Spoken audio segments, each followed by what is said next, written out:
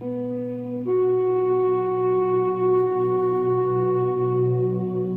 truth becomes so bright in the light.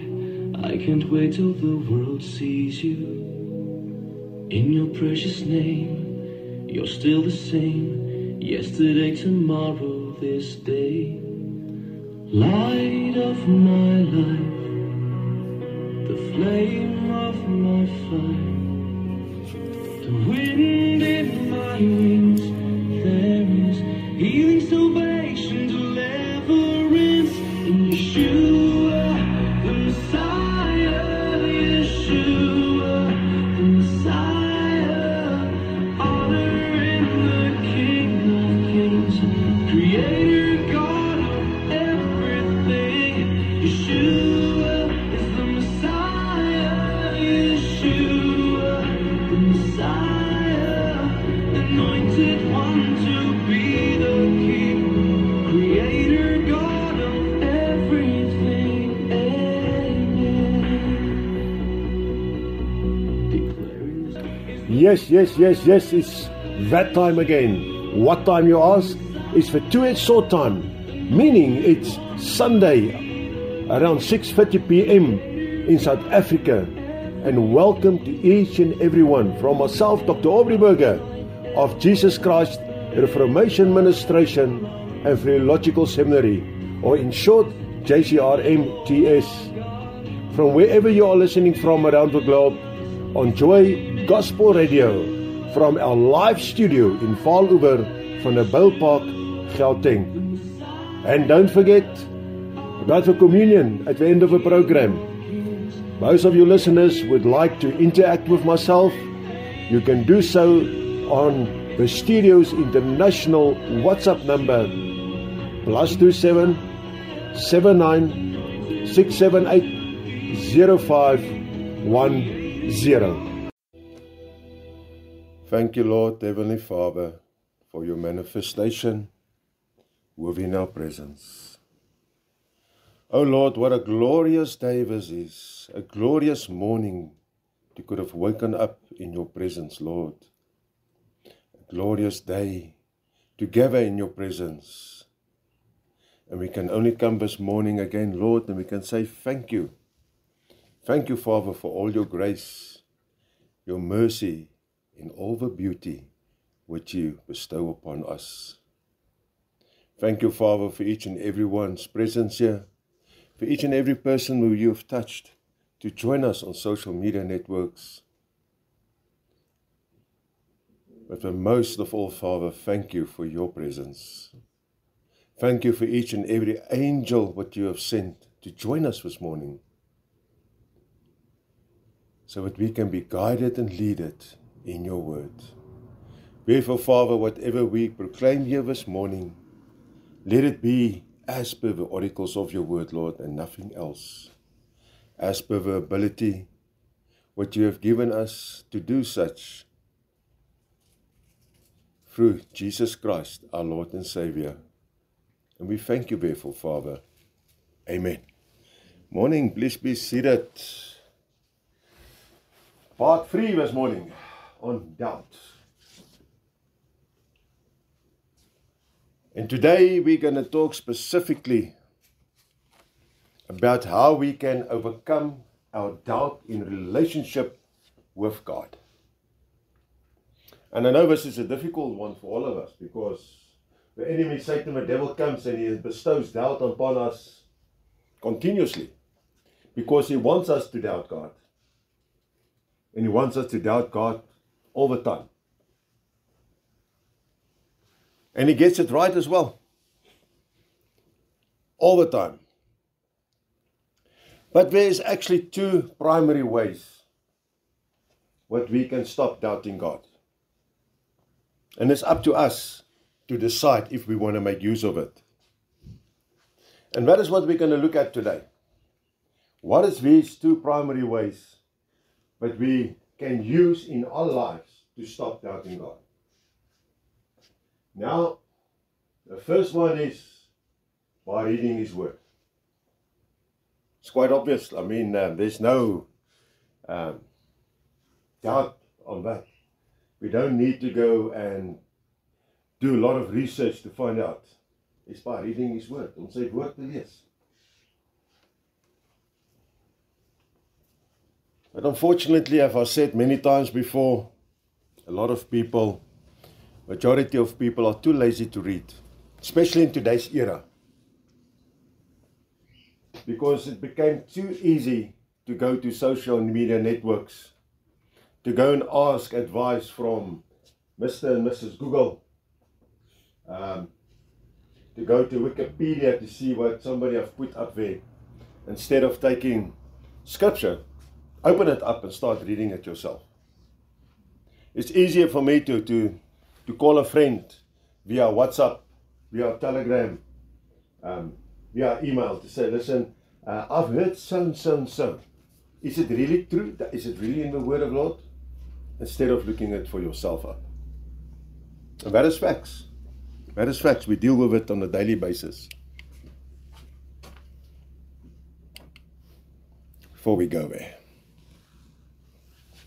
So how do we stop doubting?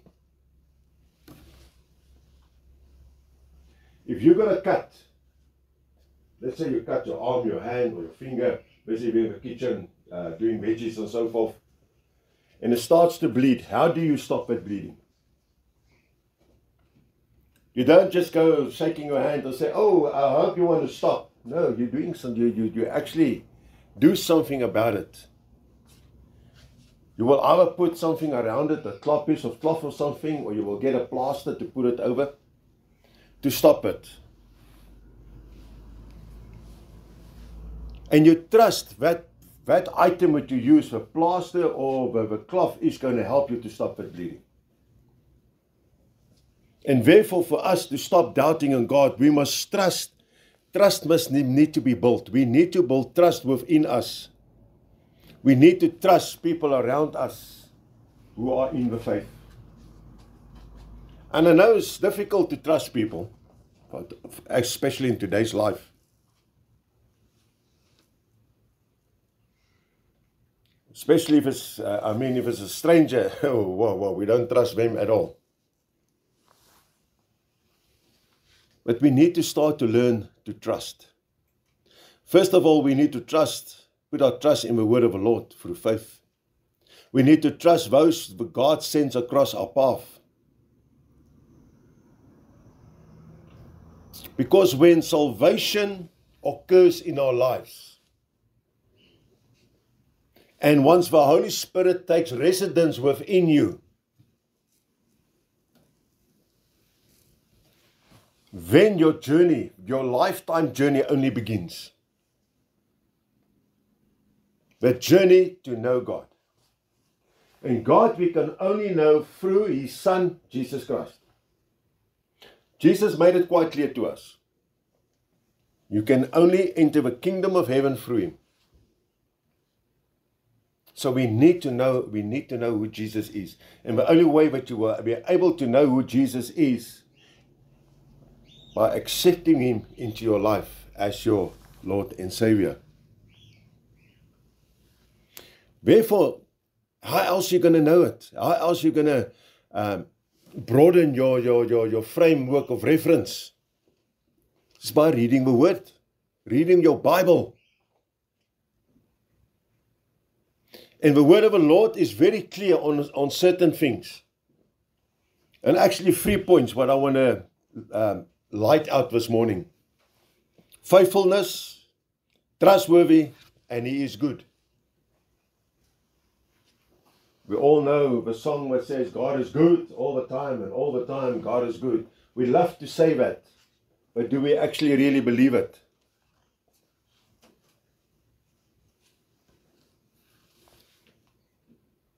We're quick to say to other people, believe because God is faithful, and when I tell you, no, He is not, because it is not helping me. And now doubt starts with you as well. But Scripture makes it clear to us, God is faithful. We're serving a faithful God. We're serving a trustworthy God. The enemy will come and he will try to confuse you, to say, but God is not faithful. You cannot trust Him. And we saw that in part when we just started on doubt. What He've done there in the Garden of Eden. the more you fill your mindset with a proof of God's power and the love through history, through the word, you will be able to overcome this doubt. But we cannot go and sit just one side and just hope that because to receive this is not something that you can go and buy off a shelf in any supermarket. This is something what you need to obtain yourself through His word.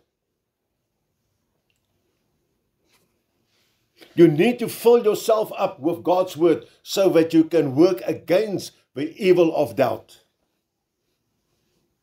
And one thing we must understand quite clear, that Satan, the devil, knows Scripture better than any one of us. The most educated theologians out there, he knows it better than all of it. He knows them better. He knows Scripture better than those who actually wrote it.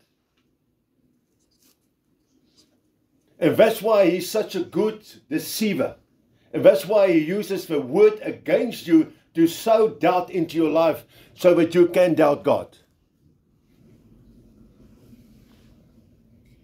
Therefore, Romans 10 verse 17 tells us, so when faith comes by hearing, and hearing by the word of God. We ought to know the scripture, Romans 10:17.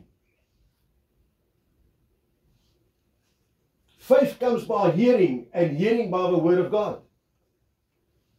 How can you proclaim the word of God if you do not read the word of God, if you do not understand the word of God, if you do not study the word of God? I'm not saying go and enroll at a seminary or a university or a college or anything. No, not at all. Equip yourself with the word of the Lord. Study it yourself.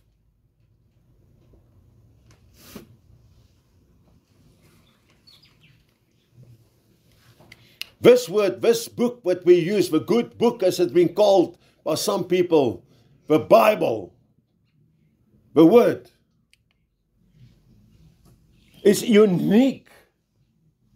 There's nothing else like this. Everything else, any other book, what is out there, what other religions are using, are being copied out of this book. You don't need to believe me. Go and do your own research on this. Go do your own research on this. And you will find it is so. This 3/4 of a Quran is consistent of what's in the Bible. Buddhism has been taken, a lot of their scriptures and sayings is taken out of the Bible. Mormonism's their Bible, copied out of our Bible, out of the word of the Lord. It's a unique book, absolutely unique, because it's God-breathed, which means the words on the pages may look orderly, but they are inspired by the Holy Spirit. They are inspired by the Holy Spirit. The word of the Lord is driven by the Holy Spirit. Each and every author who wrote each and every chapter was touched by the Holy Spirit to do such. 2 Timothy 3:16 makes it clear, all scriptures is given by inspiration of God and is profitable for doctrine, for reproof, for correction, for instruction in righteousness. Die hele skrif is deur God ingegee, is nuttig tot lering, tot weerlegging, tot terwegwysing en onderwysing in die geregtigheid. The apostle makes it clear to us. Each and every scripture in the word of our Lord is given way by the inspiration of God Himself.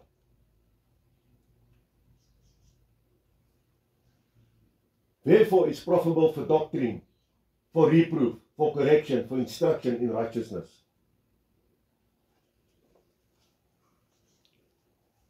It's not just another little storybook. Not at all.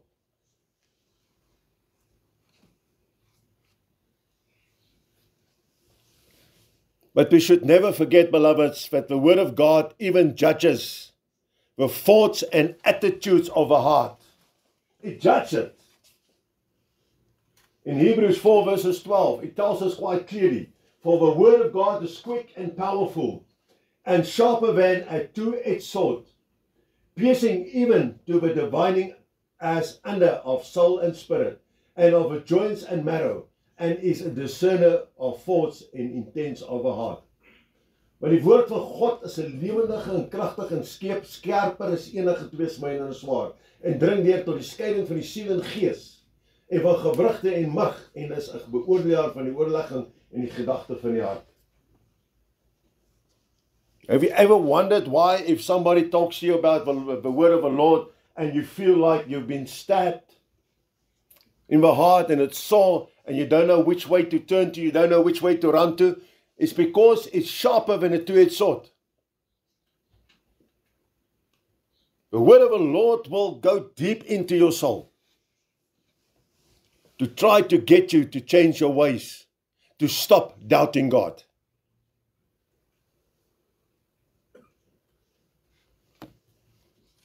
By reading the word of God, it does what? It encourages us. It gives us encouragement. It makes you positive. It gives you positivity. Romans 15 verse 4, for whosoever these things were written aforetime, were written for our learning, that we through patience and comfort of the scriptures might have hope.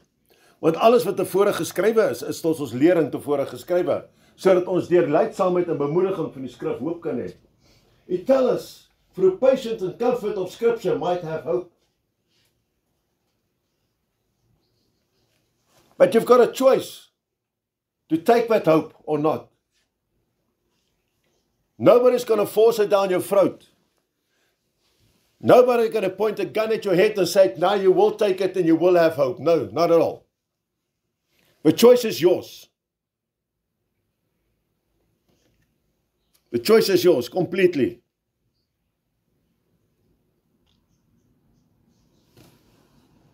As it encourages, the word of the Lord also satisfies and sustains us. Matthew 4 verses 4. Jesus answered when he was asked the question. He said, it is written, man shall not live by bread alone, but by every word that proceeds out of the mouth of God. Every word wat proceed out of the mouth of God. Daar is geskrywe, die mens sal nie van brood alleen lewe nie, maar van elke woord wat deur die mond van God uitgaan. And this is meant your spiritual life. Physical life, yes, where you live on bread. But you can't just live on that. You can't be physical, want to be alive, and spiritually dead. There's too many people dead spiritually. Believe me.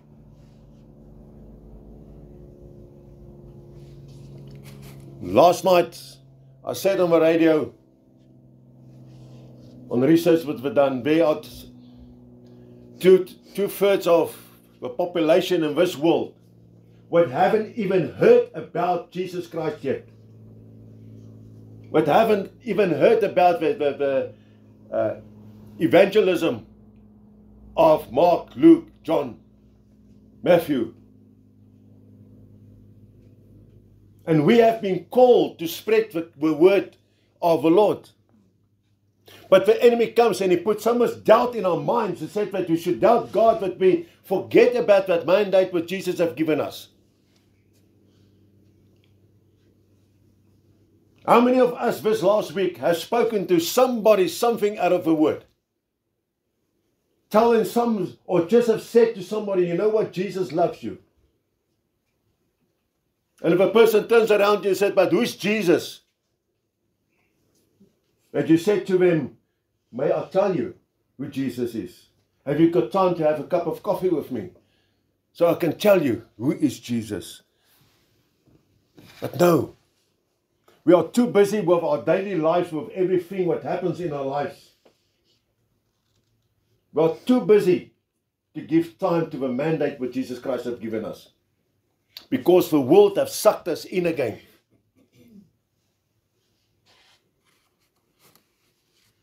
Just going to go off a bit. Yesterday evening, I tried my utmost best to control myself, to hold myself in.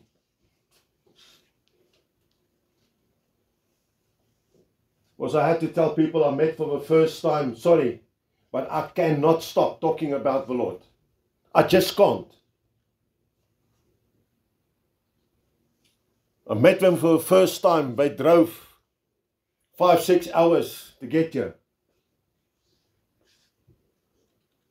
After I've greeted, after we sat down, I just started talking, and all of a sudden, the Holy Spirit said to me, you follow this route and you speak about this. And I started to address the youngster who were there. Because the Holy Spirit said to me, this is what you need to talk to him about. With parents, everyone sitting there. Somebody sitting here didn't know where to put her head in. She said, please, please, please, don't. Sorry, you're not going to stop me when my Lord tells me, speak the word of the Lord. I'm not ashamed of it. Because I will not allow Satan, the devil, to put doubt in my mind who my living God is. I will not.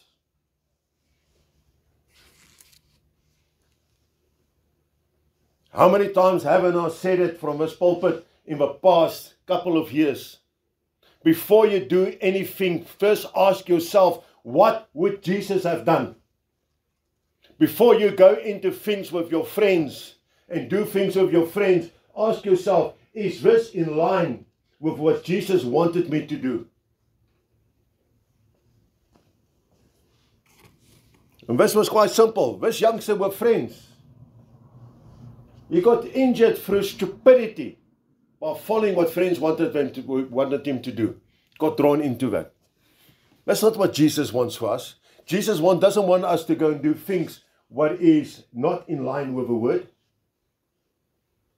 But the enemy comes and he tells us, listen, no man, it's fun, do this. Your friends are more important.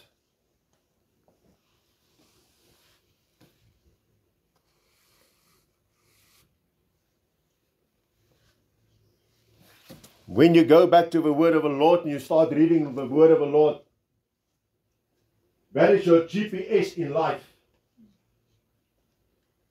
We all know GPS. We got it on our phones. Before we had all the smartphones, you had to go and buy the Garmin what you put in your vehicle. For me, it's still the best thing what you can have. That GPS to get you around in life, yeah. From one place to another place. But GPS in your spiritual life is the word of the Lord. But Psalm 119 verse 105, thy word is a lamp unto my feet and a light unto my path. Die woord is 'n lamp vir my voet en 'n lig vir my pad. That is your GPS. The word of the Lord. That is your GPS. The word of God reveals to us. It reveals to us what God is like, what God loves and what God hates. Hoe God is, wat God haat. Die woord sê vir jou wie God is. Die woord sê vir jou wie en wat God nooit lief het. Die woord sê vir ons baie duidelik wat God haat. And we all know what God hates, eh? God hates sin. He hates sin, physical sin, what you're doing, or just in your mindset. God hates it. God doesn't want us to get involved with that. But Satan, the devil, will come and tell you, and he will say, no, God doesn't hate that. No, God doesn't hate that. God will be fine. You know, it will be fine with God. If you do some fornication here around the corner. If you steal a bit here. Or you do a bit there. You can just later go on because God knows, He knows you will come and say sorry later. Sin is sin. God hates sin. Therefore, Scripture makes it clear to us. Makes it clear to us what God likes, what God loves, and what God hates. Beloveds, the more we, as God's children, learn about God, who God really is, the more our faith will increase and the more your doubt will decrease. Meaning the less doubt you will have.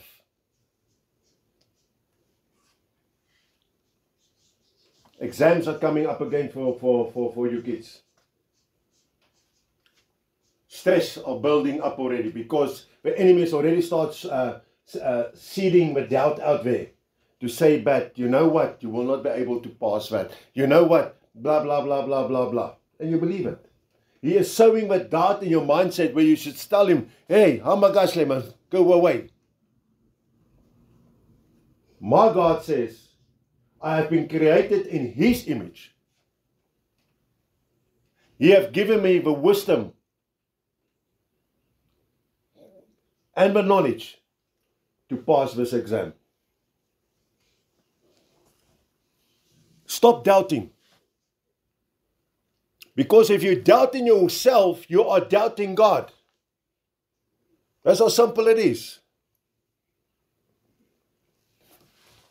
Now, our second point is, how do we stop doubting God? We have seen now the first one is through His Word. Anyone want to take a chance to tell me what's the second point, how we can stop doubting God? Wow.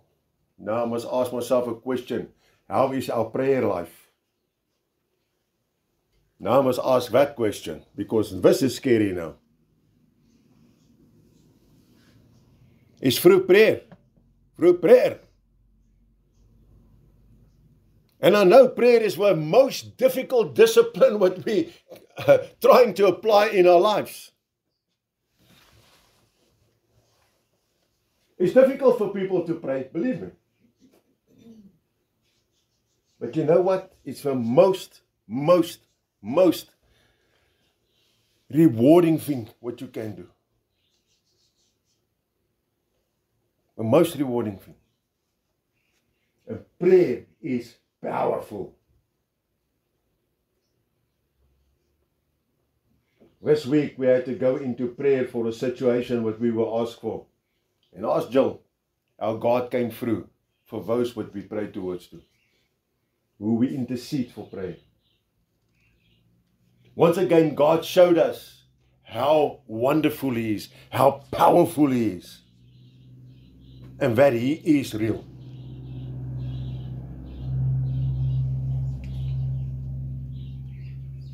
As I said, it must be the most difficult discipline to develop. We also learned with time that you all have met Pastor Chris and Aldine on that virtual sermon we had. They got it set in every evening. Time is set out. Doesn't matter what happens. Come high or low water. That is their prayer time. You can try to phone them. You can come and knock on the door. They will invite you in, but they will say, come and it's our prayer time. Come and pray with us. They've got it set down because that is what discipline is all about.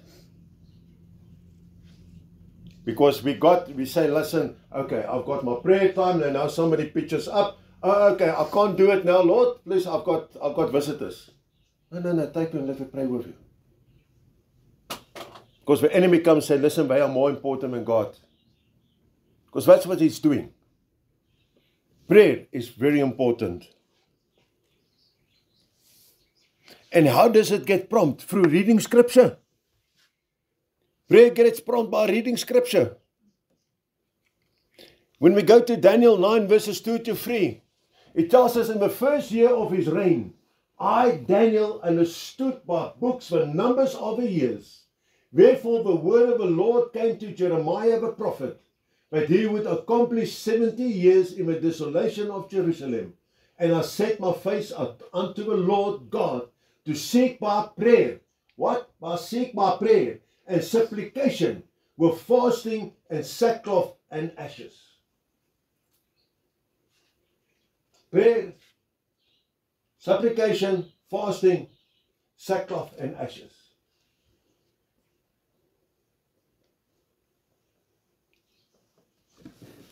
Fasting is just important, but prayer is the most important thing in our lives. Beloveds, I see it, I experience it where people, when you speak to them, And you ask him this morning, the first thing when you're done, when you open up your eyes, what have you done? Oh no, I got up and I went to the bathroom. I said, and when? Oh no, when I had a cup of coffee. I said, and when? Oh no, I went to have a shower and then I got ready for work.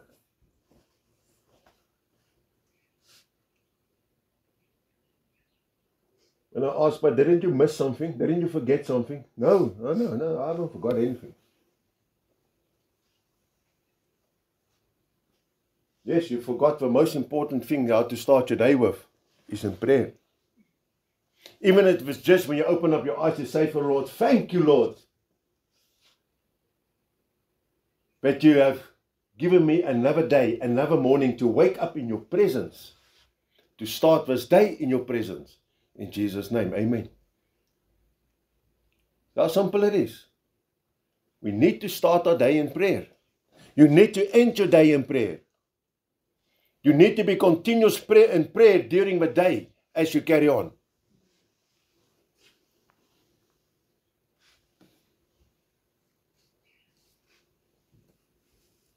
When we look at this scripture, we find that Daniel knew from scripture that God was going to end Israel's captivity. He knew it because he said, in the first year of his reign, I, Daniel, understood by the books the numbers of the years. He understood by that what was already written, what was going to happen. He knew by that God was going to end Israel's captivity. And that knowledge, what he received there, prompted him to go in prayer and earnestly. And at those times, we know when they talk about sackcloth and ashes, that is when somebody actually went in mourning. What they covered themselves was sackcloth and ashes. So he actually went in mourning before God in prayer for this, regarding it.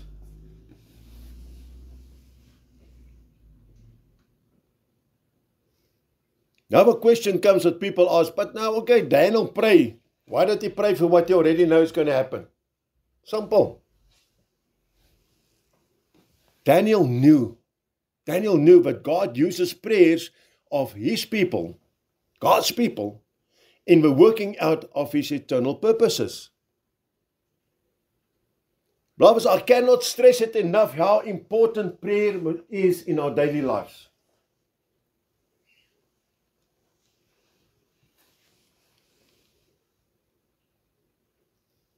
Now, if God is so benevolent that God would allow us such an important place in his plan, because this is an important thing, but God put us in there in his plans for us, hey? For what's happening currently in this world and what have happened before. Don't you think we can actually trust God with our prayers? Don't you think so? I think so. Doesn't that want you to pray? Want to make you to pray? To stay in prayer?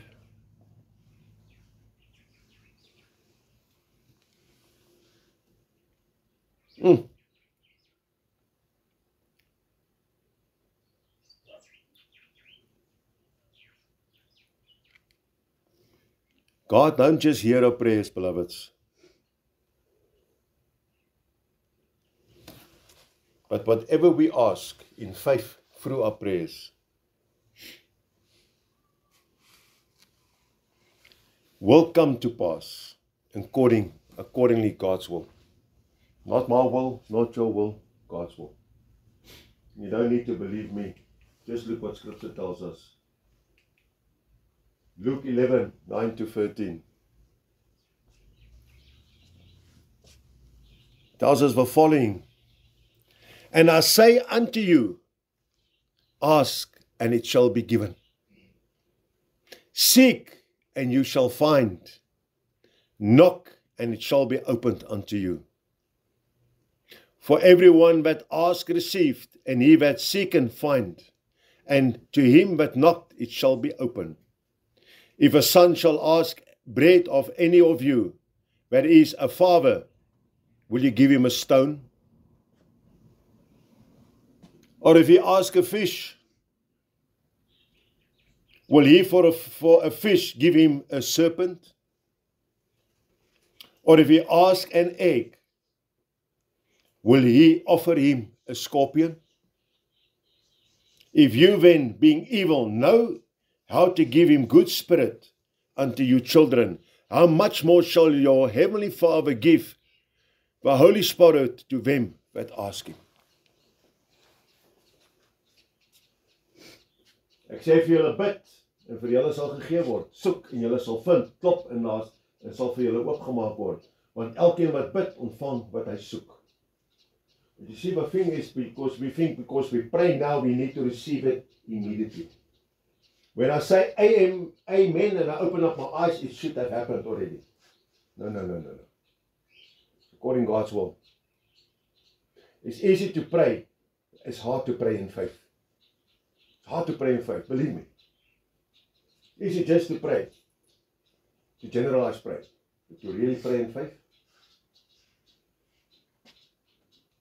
En watter vader onder julle sal sy seun brood vra en hy sal hom 'n klip gee, of ook 'n vis en hy sal hom in plaas van 'n vis 'n slang gee.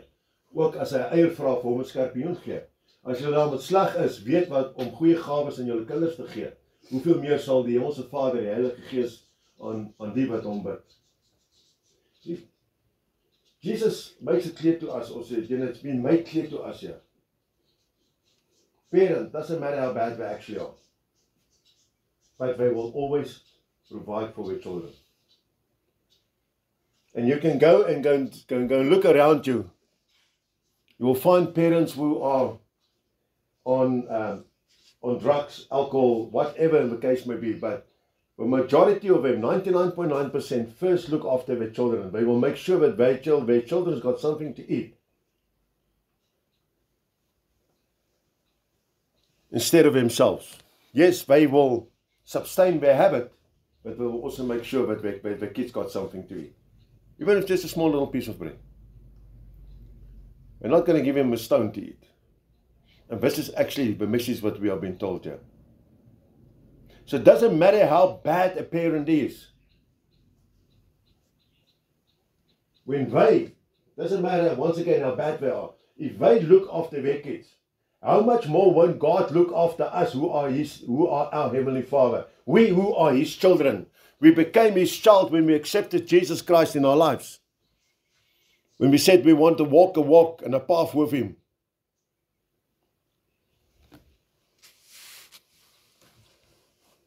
The adults here will know who's Andrew Murray.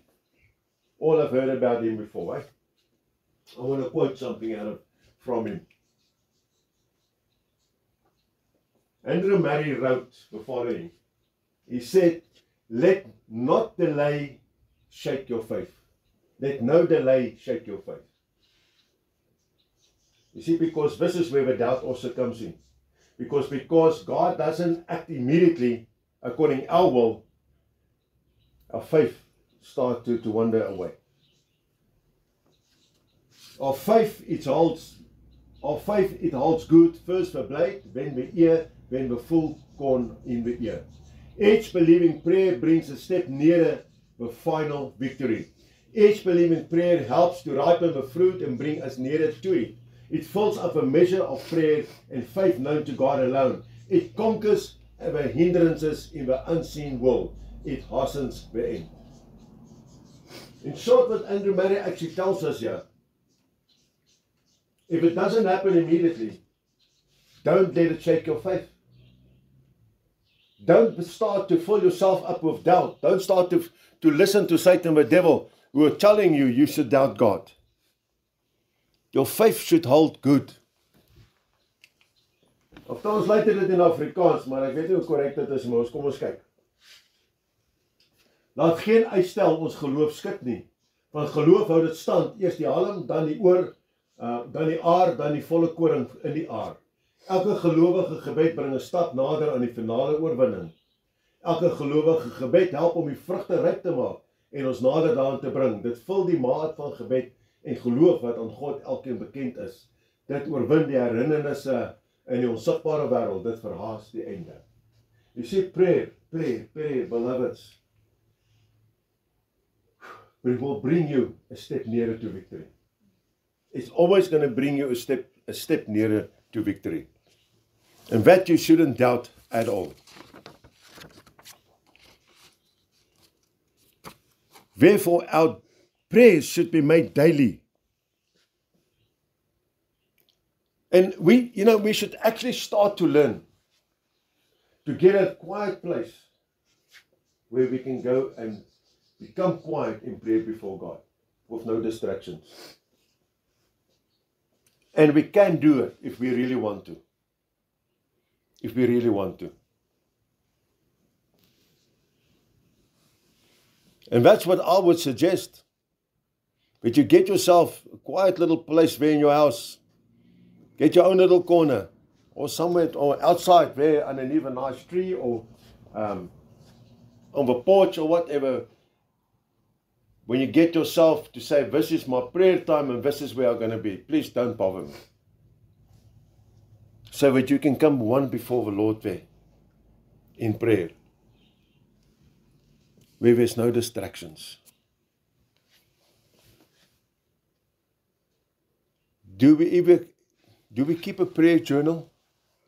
Anybody here, do we keep a prayer journal? You know, it's be good to keep a prayer journal. Because in a week's time, you're going to forget what you prayed for. Because if you are praying for something specifically, it will be good to journal it in your journal.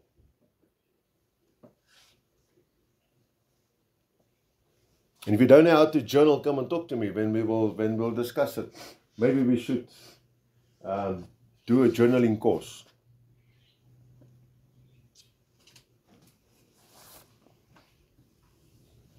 And in that journal, you don't need to write down every detail of your prayer. But do write some of your petitions, and when God answers them, write them down.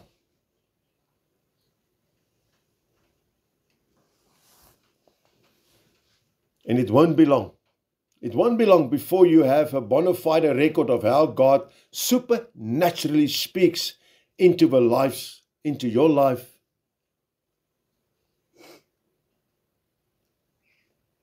Through answered prayers. A lot of times we say, but God doesn't answer our prayers, but He have already answered it a long time ago. But because we have already actually forgotten what we already asked a month ago. And now it comes to pass, and when we still say, God has never answered my prayers. But by keeping a journal, you got a bit of a record keeping system going. And believe me, this can help, especially if you still got doubt in God, to help you to also to overcome that doubt in God. I don't think God wants it all for us to doubt Him. God doesn't want us to doubt Him at all. What God wants is for us to be confident in Him, in His love for each and every one of us, His faithfulness, His protection. Because if God didn't love us, He would have never sent His only begotten Son to come and die on that cross for each and every one of us, to take our sins upon Him, so that we can have salvation. That is love. So don't let the enemy come and put doubt in your mind and say God doesn't love you. That's the biggest lie that that Satan, the devil, can ever tell you.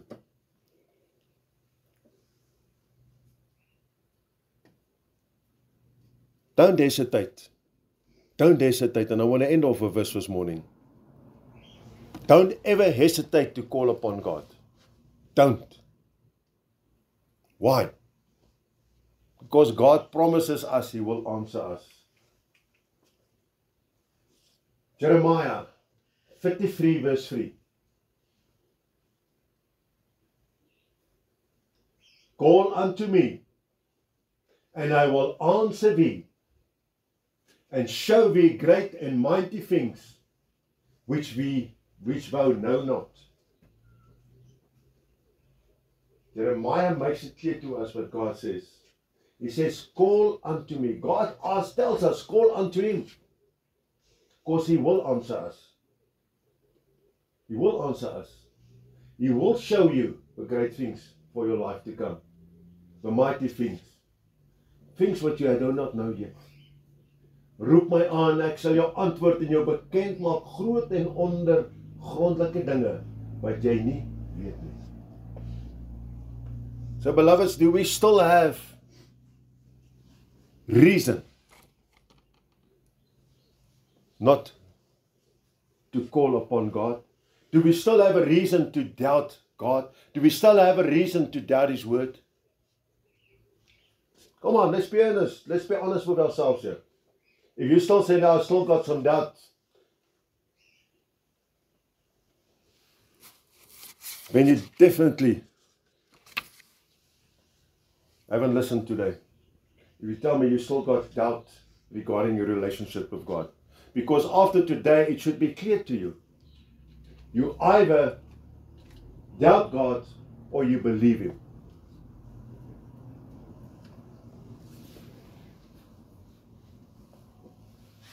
And that's why next week I'm going to conclude this series on doubt with the following.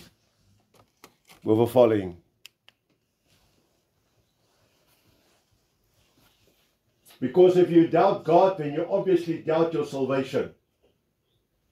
So if you doubt your salvation, does it then mean that you are not saved?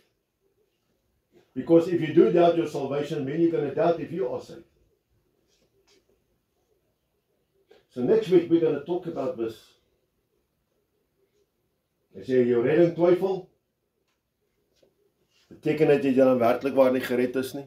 And I know there's millions of people who doubt their salvation. Millions.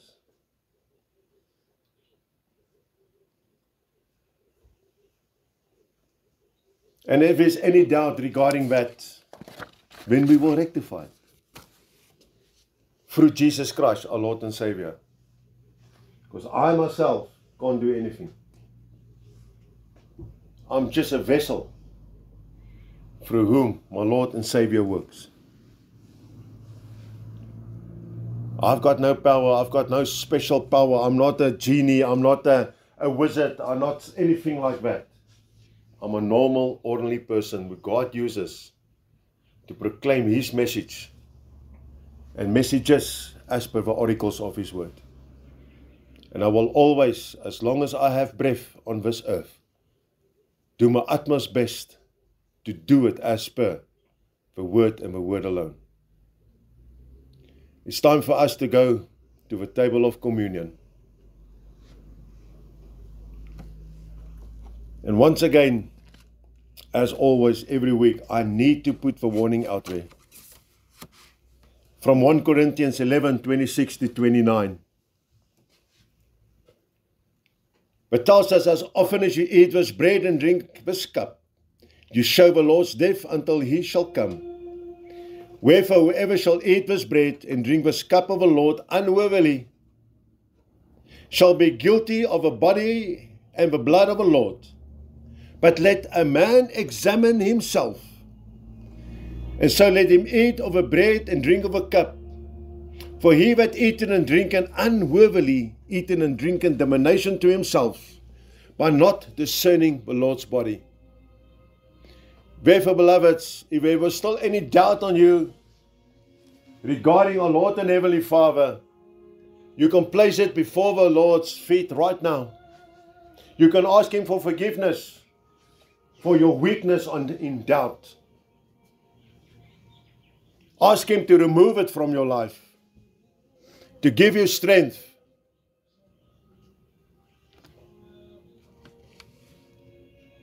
Because the bread that we're going to break this morning of a community with the body of Jesus Christ, our Lord and Savior. When we take the bread this morning, there should be no doubt in our minds at all. We should acknowledge, we should think about it, we should believe in faith But the bread what we take symbolizes the body of Jesus Christ, the body what was broken for us to say, to receive total reconciliation of our sins. And when you then afterwards take up your little cup of covenant, that cup would symbolize the community of the blood of Jesus Christ. When you take that up to drink it, think about it without doubt. Think about it positively. Think about it in faith. That this presents the blood of Jesus Christ. The blood what was colander, what was spilled for the total reconciliation of your sins. Jesus set us free on that cross, and He started it before His arrest at the table of communion, when He said, every time when you do this in remembrance of me. Therefore, wherever you are right now, joining us from, those on the live stream platforms, those present, let us now all become still before our Heavenly Father. Let us all join together as one body, together, and partake in the communion. Please proceed.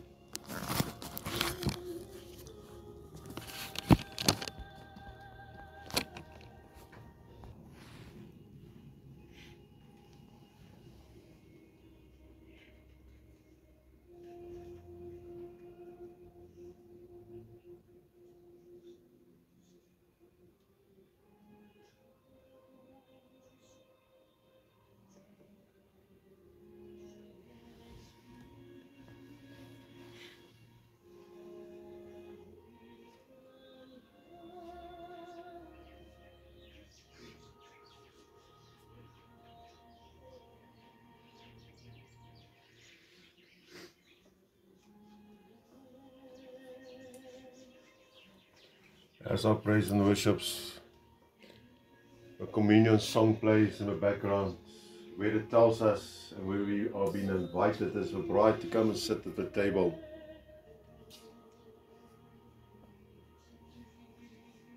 We can just keep on thanking the Lord for it.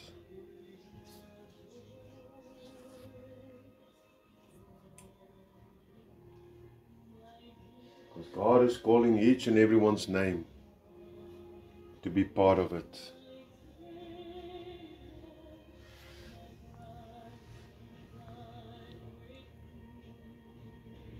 He invited us this morning once again to dine with Him at the table of communion.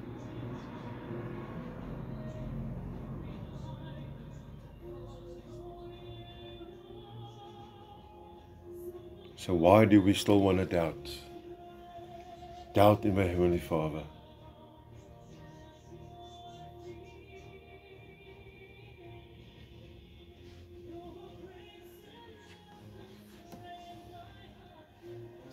As you sit in prayer, stay in your covenant with God this morning,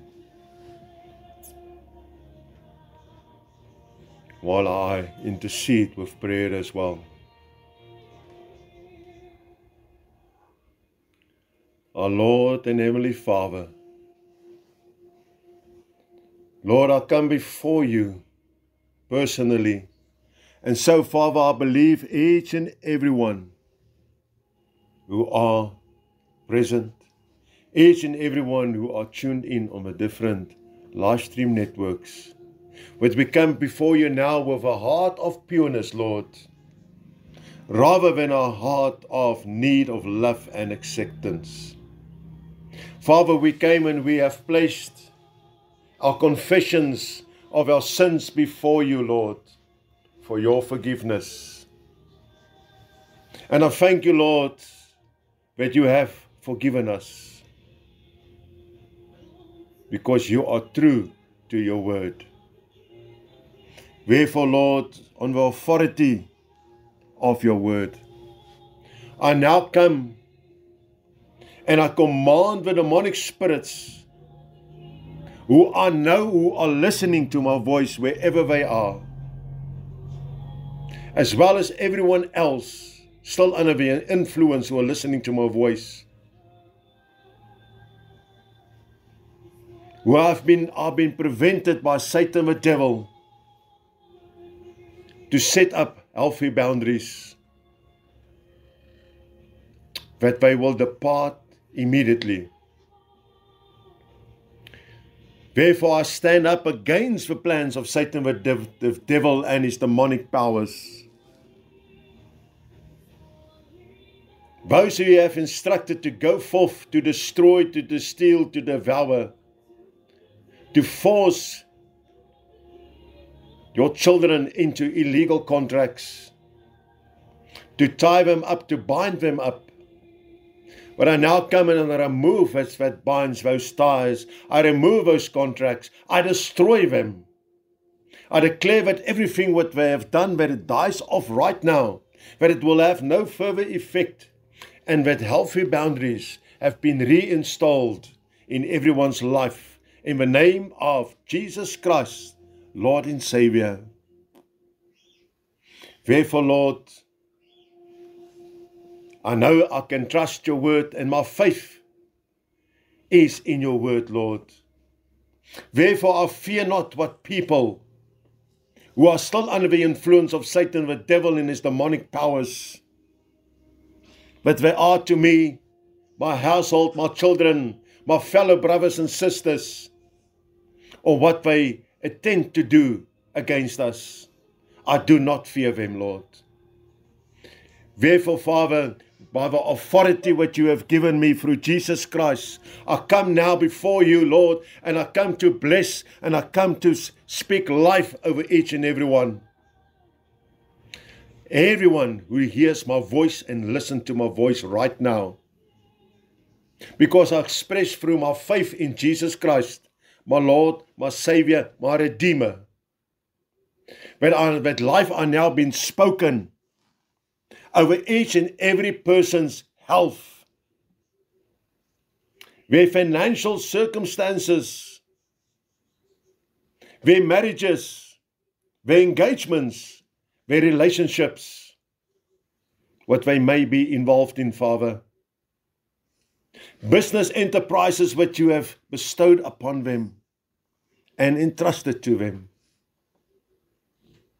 Workplaces where you have placed them of employment and the circumstances they may find themselves within it.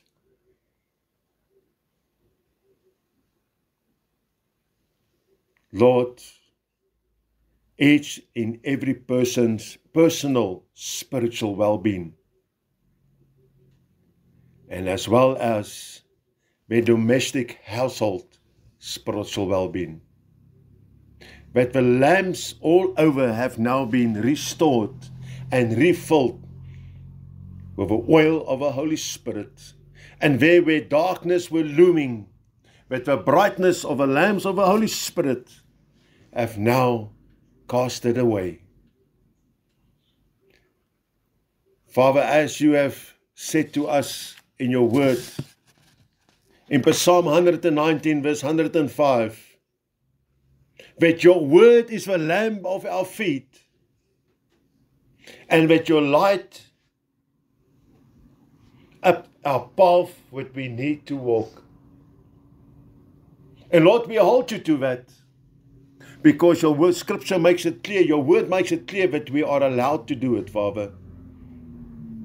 And therefore, Lord, I thank you that your word is the lamp of my feet, so that my path are lit up wherever I walk. The darkness of Satan the devil will flee before each and every one. Lord, thank you that I can come this morning to proclaim your blessing over each and every one of your children. Beloved brothers and sisters, our Lord and Heavenly Father, His face shines brightly upon you. He is gracious upon each and every one. He therefore lift up his countenance upon each and every one, and he gives you peace this morning.